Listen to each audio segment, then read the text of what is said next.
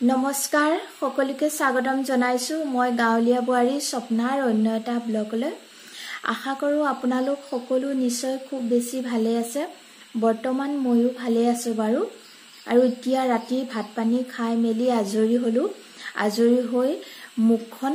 এটা ফেচপেক ঘৰতে বনাই লোৱা ফেচপেকৰ সহায়েৰে মই ঘহি পেলাই মুখখন সফা কৰি ধুই ললো আৰু সফা কৰি ধুই লৈ মই এয়া ঘৰতে এটা টনাৰ বনাইছিলো আৰু টনাৰটো মই এনেকৈ অকমান কটন বা কপাহ লৈ লৈছো লৈ পেলাই এনেকৈ ধুনিয়াকৈ মই গোটেই মুখখনতে খানি ললো এই টনাৰটো এনেকৈ ভালকৈ খানি লব লাগিব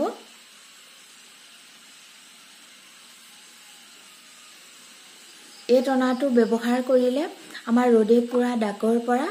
সোনকালে সুফল পাব পাৰি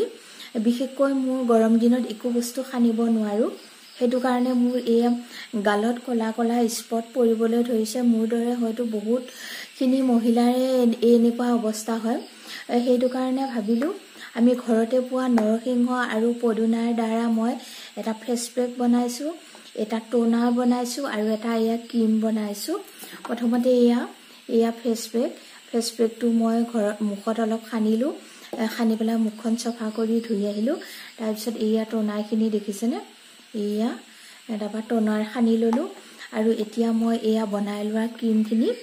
ক্ৰীম অকমান মই মুখত খানি লম আপোনালোকে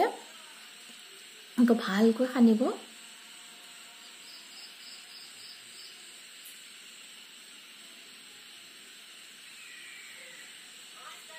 এনেকৈ খানি আপোনালোকে ৰাতিটো শুই থাকিব পাৰিব আৰু ৰাতিপুৱা আপোনালোকে যেনেকৈ মুখ ধুৰে তেনেকৈ ধুই দিলে হ'ল তেতিয়া মুখখন ধোৱাৰ লগে লগে আপোনালোকে নিজে নিজে গম পাব কিমান যে একদম পৰিৱৰ্তন এটা আহিব নহয় আৰু টোনাৰটো কেনেকৈ বনাইছো আপোনালোকক দেখুৱাই আছো দেই আপোনালোকে সম্পূৰ্ণকৈ চাই থাকিব আৰু ফেচ পেকটো কেনেকৈ বনাইছো হেতু চাব আৰু ক্ৰীমটো কেনেকৈ বনালো হেতু আপোনালোকে চাব আৰু যদি আপোনালোকৰ ভাল লাগে এই ভিডিওটি চাই আপোনালোকৰ বন্ধু বান্ধৱীৰ মাজত শেয়াৰ কৰিবলৈ নাপাহৰিব এটা লাইক কৰিব কমেন্ট কৰিব শেয়াৰ কৰিব আৰু সাবস্ক্ৰাইব কৰিব যিসকলে মোৰ ভিডিওসমূহ চাই থাকে আৰু মোৰ চেনেলটো সাবস্ক্ৰাইব কৰা নাই তেওঁলোকেও প্লিজ মোৰ চেনেলটো সাবস্ক্ৰাইব কৰি ল'ব মই দিয়া ভিডিওসমূহ আপোনালোকে দিয়াৰ লগে লগে চাব পাৰিব আৰু কাষতে থকা বেল আইকনটো প্ৰেছ কৰি অল কৰি দিবলৈ নাপাহৰিব আৰু এতিয়া মই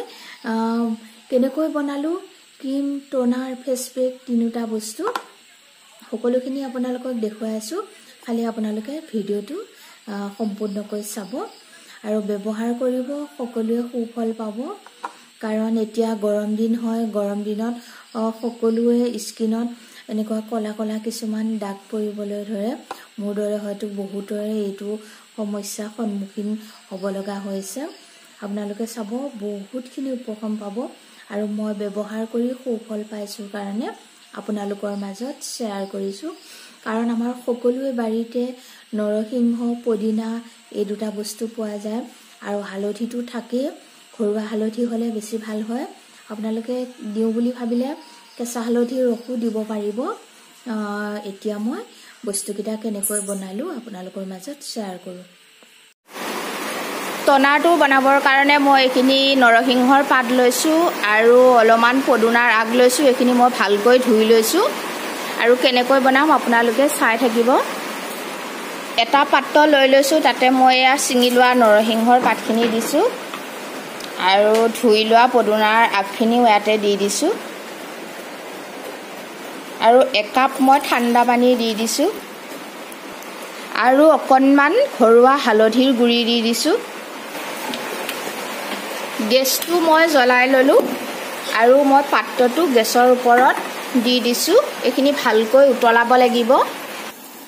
এখিনি খুব ভালকৈ উতলিব দিব লাগিব আৰু মাজে মাজে লৰাই থাকিব লাগিব ইয়া যিমান পাৰে ভালকৈ এনেকৈ উতলাব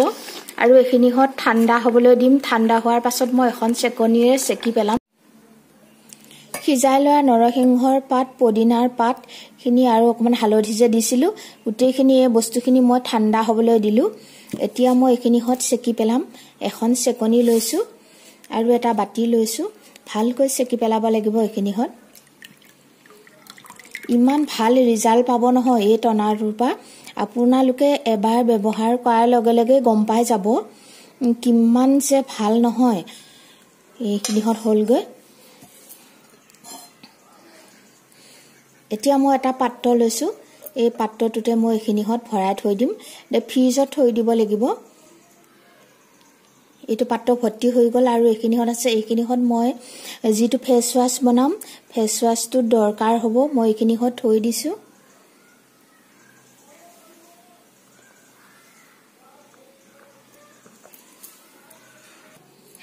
প্ৰথমে মই ক্ৰীমটো বনাবৰ কাৰণে এয়া এটা মই ই ভিটামিন কেপসুল লৈ লৈছো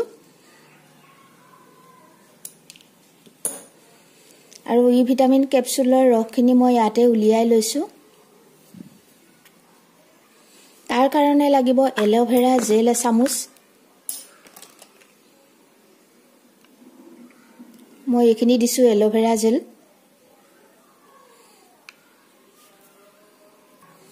আৰু এইখিনি নাইকল তেল হয় মই ইয়াৰে নাইকল তেল অকমান দি দিছো নাইকল তেলটো আমাৰ চুলিৰ কাৰণে যিমান ভাল স্কিনৰ কাৰণেও খুবেই ভাল এটো সকলোৱে জানে আৰু টনাৰ বনাবলৈ যিখিনি মই ব্যৱহাৰ কৰিছিলো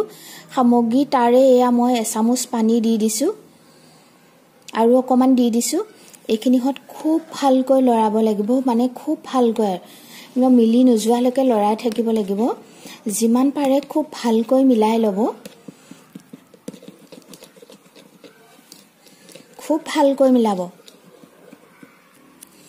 একবাৰে ভালকৈ মিলাই ললো এইখিনিহত যি সকলৰ অকমান স্কিনটো তেলেতিয়া হয় সেই সকলে নাৰিকল তেল প্ৰাপধ্যন মিলাই নলব তেতিয়া বেছি সুফল পাব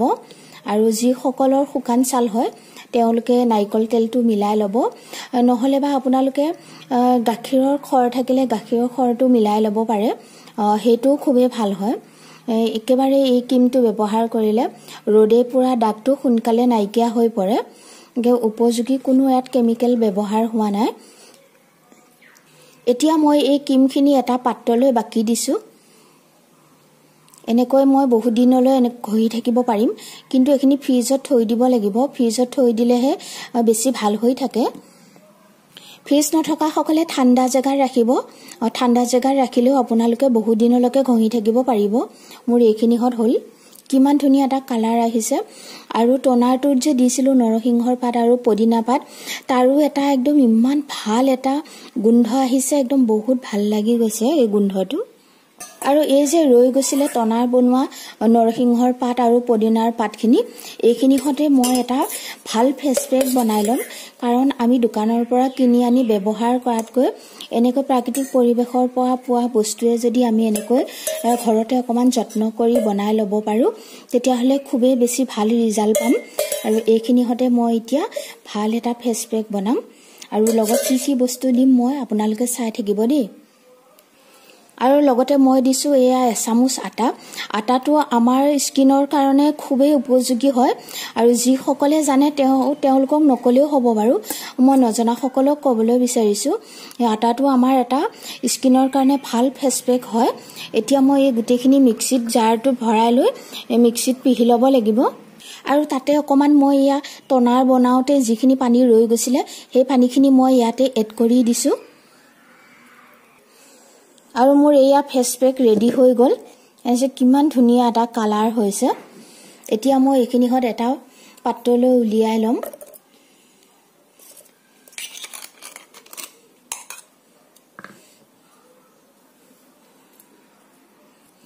মোৰ এয়া পেকটো ৰেডি হৈ গল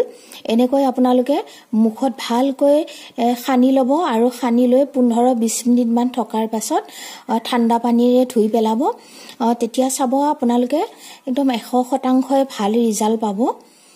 এয়া আপোনালোকৰ যদি মুখত কিবা পিম্পল সিম্পল হৈছে সকলোখিনি আপোনালোকৰ ভাল হৈ যাব আৰু কলা পৰা দাগো অতি সোনকালে ভাল হ'ব ইয়া যদি ভিডিও কিটা চাই ভাল লাগিছে আপোনালোকৰ বন্ধু বান্ধৱীৰ মাজত শেয়াৰ কৰিবলৈ নাপাহৰিব আকদে আৰু আপোনালোকে যে ইমান সময় মোৰ লগত থাকিলে তাৰ বাবে বহুত বহুত ধন্যবাদ আৰু এনেকৈ মই কিছুমান সৰু সৰু ভিডিও আপোনালোকৰ মাজত শেয়াৰ কৰি থাকিবলৈ সদায় চেষ্টা কৰিম কিন্তু আপোনালোকে কমেন্ট এটা কৰিলে বেছি ভাল লাগে আৰু সকলোৱে কুশলে থাকক মংগলে থাকক এয়া মোৰ ভগৱানৰ ওচৰত সদায় প্ৰাৰ্থনা আজিলৈ ইমানতে ভিডিওটো সামৰো বুলি ভাবিছো অন্য এটা ভিডিওলৈ অতি সোনকালে আপোনালোকৰ মাজত উপস্থিত হ'ম বুলি দিয়া প্ৰতিশ্ৰুতিৰে আজিলৈ আহো শুভ ৰাত্ৰি